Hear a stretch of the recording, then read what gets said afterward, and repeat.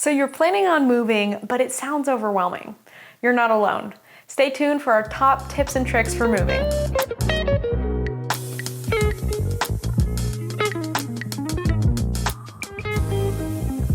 Welcome back to the Living in Vancouver and Camas, Washington YouTube channel. I'm your host, Hannah Dubyne, and I'm so glad you're here today because we are talking about moving. Moving is crazy. If you've ever done it before, you probably have. So today I wanted to dive into this video and just give you our nitty-gritty tips on how to make the move easier. What happens to most people is, especially if they haven't done a lot of big moves before, they know that a move is coming up and they procrastinate doing it, and then they get into it and they figure out that it's way more work than they thought it was. So let's get into my list of the top tips to help you move. My number one tip when you're moving a long distance or out of state would be to make a checklist. So you may not be the organizational type where you write things down and you make fancy lists and whatnot, but when you're doing something this big, you really want to get those ideas down onto paper or at least onto some sort of web application. Write it in your notes in your iPhone, whatever, because there's things that you could miss. So make sure you make that checklist. We have a free checklist download down below, so feel free to grab that link, grab our checklist. Hopefully that's a helpful start to you, and I'm sure there's some things you're gonna wanna add as well. Our second tip is to start well in advance. If you try to wait until the last moment to make the move and you do have time to prepare in advance, you're gonna feel the time crunch, you're gonna feel pressure, you're gonna probably feel anxiety. My advice to you would be start, thinking about that and really putting those wheels into motion 6, 5, 4 months in advance. If you do have something more short notice, you've got to relocate for a job, military, the perfect home comes up, that's understandable, but just don't procrastinate. When your procrastinating self is coming to the back of your head saying, oh, you can do this later, shut that voice down and just do it now. My third big tip, which is super important, is to pack a survival suitcase. If you have not done a big move before where you have to get a moving truck and you hire a moving company, you probably won't know what I'm talking about here, but if you have, then you will. A lot of times, if you pack up your life into the moving truck, you're not gonna get that moving truck. You're definitely not gonna get it on signing day. You're not gonna get it when you buy your house or when your lease starts. That's a terrible option to have the moving truck come in that day, because if anything gets delayed, you don't have a spot for your stuff. That's a huge problem. So give yourself at least a week of buffer, but sometimes those moving trucks, they can get stuck in transit, or you have to wait a couple extra weeks before your stuff arrives. And so you need that suitcase to live out of for a week, 2 weeks, maybe even 3 weeks. And you just get to live minimally for that time. So make sure you bring all the things that you really need for those couple weeks. My fourth tip, which really goes into my last one, is to sell as many of your possessions as you can.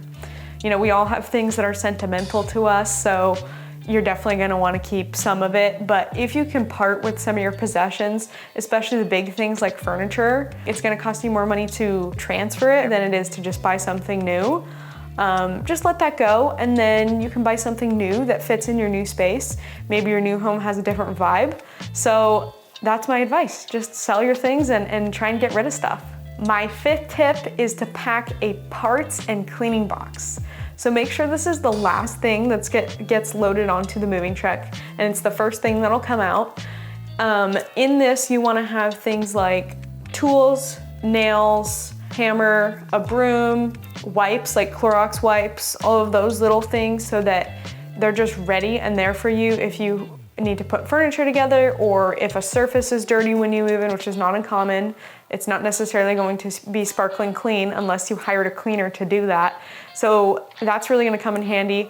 Also put some toilet paper and soap and paper towels in there. If you search for a moving survival kit online, you'll see some ideas of what to put in this box, and it really is gonna save your butt a couple times, I'm sure.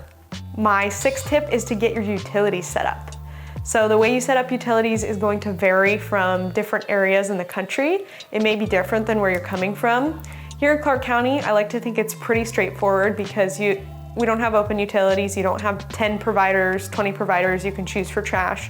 You just get one option. It's not an option because there's one. You just get assigned to them.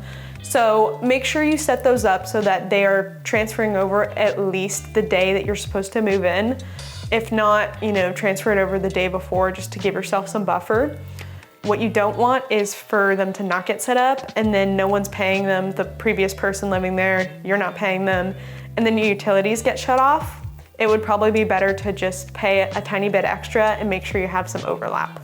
My 7th tip if you are moving a long distance, and my final tip, is to prepare for delays.